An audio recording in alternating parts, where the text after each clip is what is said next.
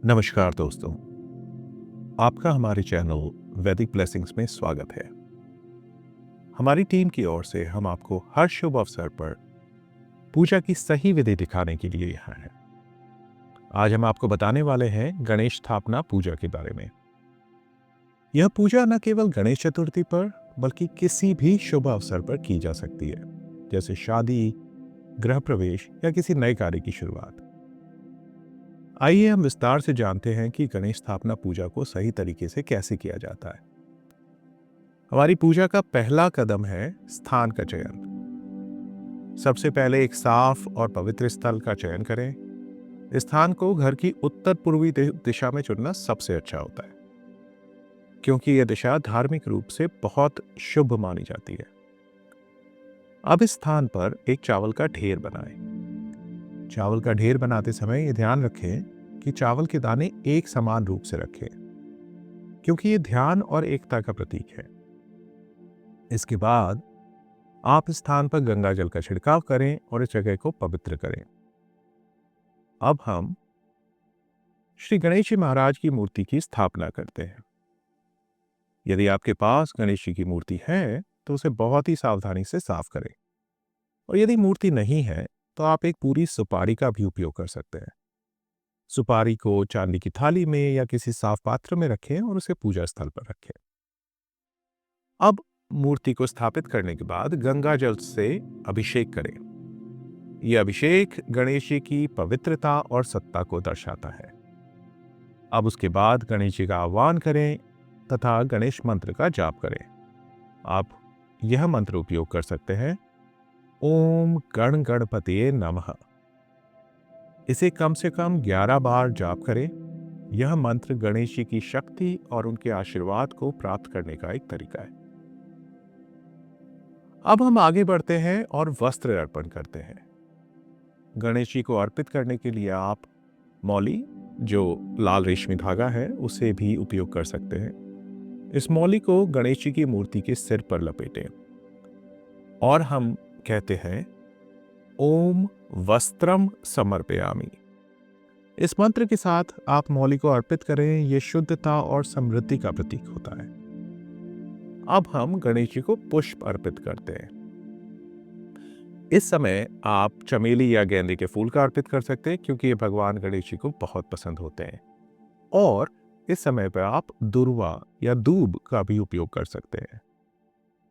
इसे अर्पित करते समय हम कहते हैं, ओम पुष्पम समर्पयामि। फूल अर्पित करते हुए यह मंत्र बोले और ध्यान रखें कि आप जो भी फूल अर्पित करें वो स्वच्छ और ताजे हों। अब हम पंचामृत का अर्पण करते हैं।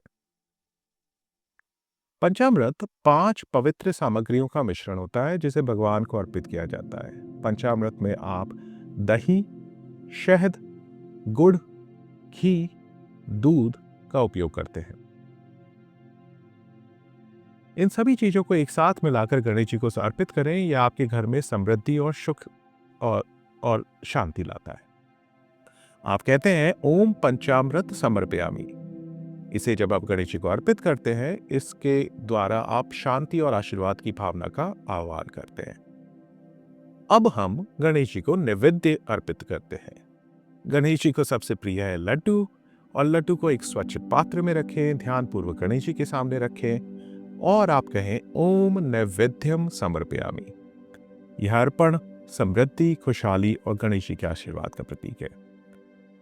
अब हम धूप और दीपक अर्पित करते हैं। धूप का धुआं और दीपक की लौ वातावरण को पवित्र करती है और गणेश जी के आशीर्वाद के लिए मार्ग खोलती है। आप कहते हैं, ओम धूपम समर्पयामि। दीपक का अर्पित करते हुए ओम द्वीपम समर्पयामि कहें। ध्यान रहे, दीपक को गणेश जी के सामने रखें और प्रार्थना करें।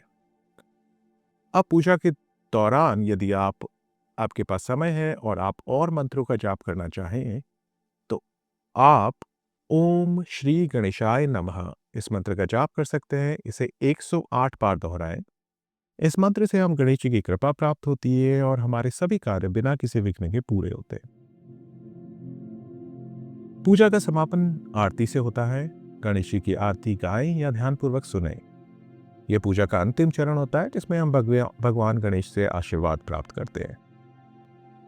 अब हम भगवान गणेश जी से आशीर्वाद प्राप्त करते हैं और पूजा में अगर किसी भी प्रकार की गलती हुई हो तो उनके चरणों में माफी मांगते हैं। ध्यान रहे, गणेश जी की पूजा सिर्फ विधि या विधान से बढ़कर आपकी भावनाओं का प्रतीक है।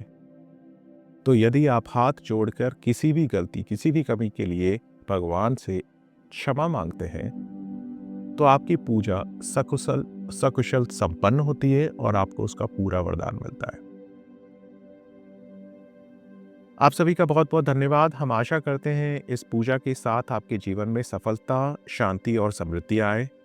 अगर आपको ये वीडियो पसंद आया है तो कृपया हमारे चैनल वैदिक ब्लेसिंग्स को सब्सक्राइब करें, हमें प्रोत्साहित करें ताकि हम और भी ऐसे ही उपयोगी वीडियो आपके लिए ला सकें। धन्यवाद और गणपति बप्पा मोरया।